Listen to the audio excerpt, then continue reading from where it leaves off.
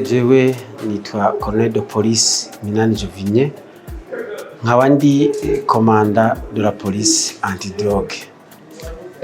Ivyo bintu mu Burundi birahari kandi biri ku rugero rutari ruto, ariko sinobwira ngo ibiharuro pourcentage zingana uku kubera yuko no kwitari dene statistique ntaziha. Donc amankete ntarerekana neza ibitigiri, ariko ni ikintu cigaragaza abantu barakugwa mu miryango babemereye, ariko ku ruhendo yuko bagiye kubaronderera ubuzima bwiza mu bindi bihugu, ariko bashikayo ugasanga bariko babakoresha ibintu biteye isoni n'agahinda.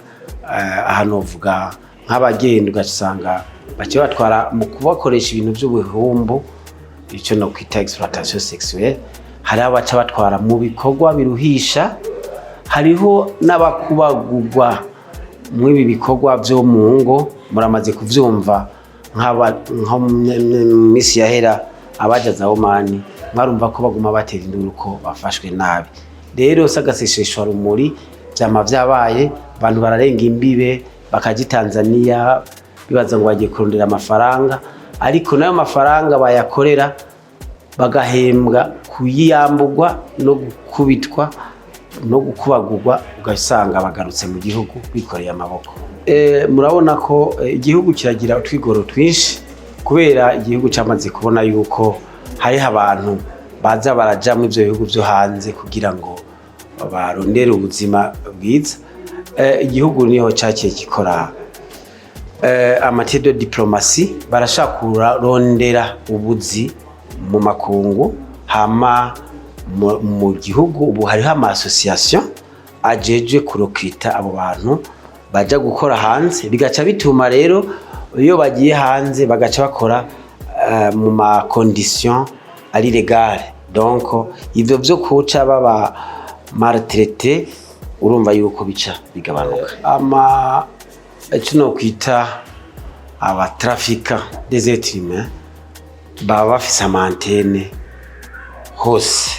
Ni ukuvuga ko haba aha mu gihugu bavamwo baba bafise abafasilita ivyo bikorwa. Rero benshi barafashwe, ndazi yuko no ku televiziyo y'u Burundi barabacishije ko mwarabibonye. Rero iyo bafashwe barabahana bikomeye, kuko amategeko y'igihugu cy'u Burundi arabitomora neza. Ni kuvuga igitabo mpanavyaha cy'u Burundi kirahana ivyo bikorwa by'urucuruza rw'abantu. Ku busanzwe ivyo bijanye n'ibiyayuramutwe, urumva icambere cyo no kumenya yuko kunywa ibiyayuramutwe birahanwa n'amategeko.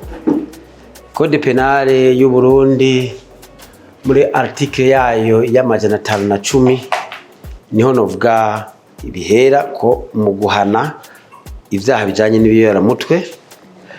Nima musomye code penale muca mubibona. Hanyuma rero uretse kunywa ibiyayuramutwe ko ari amakosa, abihereza ibiyayuramutwe barakora ibindi vyaha byinshi.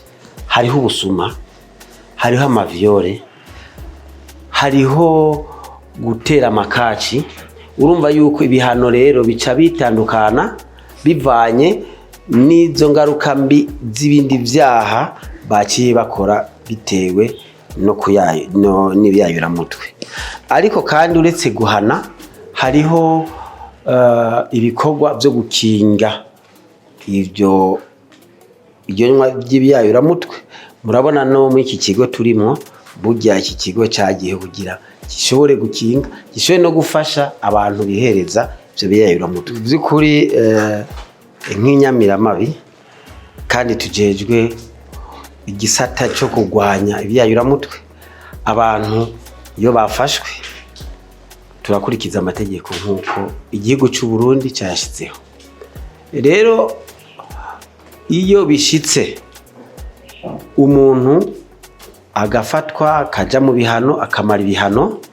Hariho ibigo bibafasha kandi twoshima kuko ibigo biriko biragwira kubera bajya babanye mu biyayuramutwe. Urasanga baca bagira ingorane mu bijanye no gukora k'ubwonko bw'umuntu. Rero ivyo bigo bica bibafasha mu bintu bitandukanye. Murabona ko ngaha nko ngaha turi, urabona ko bafasha muri reinsertion, bakabigisha imyuga, bakabigisha n'ibindi. Rero nivyo amategeko atizwa gukurikizwa mu gihe atarahinduka, ariko kandi dufashanije n'aba bafise ivyo bigo, kuko twebwe uwo bw'igipolisi nta kigo do rehabilitation dufise. Ni kuvuga ko duca twisunga cyane ivyo bigo. Hariho n'abashobora imiryango, abavyeyi bakaza bakadutabaza bavuga ati twebwe umwana yatunaniye kubera ibi nibi. Rero duca dufashanya nabo bafise ivyo bigo, tukagenda uwo mwana dufatanije n'umuvyeyi tukamujana muri ico kigo kugira ngo bamufashe. Oya, nakubwiye yuko ahanini twebwe duhagararira amategeko. Ni kuvuga yuko afashwe ari karanyuze biyayuramutwe, urumva yuko icyaha kiba cyakozwe. Ariko kandi hariho turategura n'amanama yo gusansibiriza cyane cyane mu mashuri. Tugashaka gukoranya abana mu mashuri, abigisha hamwe n'abavyeyi kugira ngo tubasansibirize ku mabi ategwa n'ivyo biyayuramutwe. Byukuri utwo dukwe uvuze, utwo duce turiho kandi ni navyo bituma dushobora kugwanya utwo tugwi twabihereza ibiyayuramutwe, kubera tuba duhawe amakuru n'abo bene gihugu baba babonye. Ni kuvuga ko baradutungira gatoke, hama natwe tukitegura ku buhinga twize kugira ngo dushobore gushika aho hantu, hanyuma ariko baravyihereza turabe ko twobakura mu bene gihugu, noneho dushobore gukurikiza amategeko kugira turabe yuko ivyo kwihereza ibiyayuramutwe vyogabanuka. Mpereye mibi bijanye n'urudandazo w'abantu, ico akamonotera cyane cyane ku bene gihugu, ariko en particulier kugwaruka, nuko boreka kuza baratega amatwi abababesha ko bagiye kubazanira kubarondera ubuzima bwiza mu bindi bihugu, ahubwo ko haza haragiyeho ayo mashirahamwe ajejwe kurokita abakozi baja gukora mu mahanga, bakisunga ayo mashirahamwe, kuko niho bashaka kuja gukora bari en sécurité.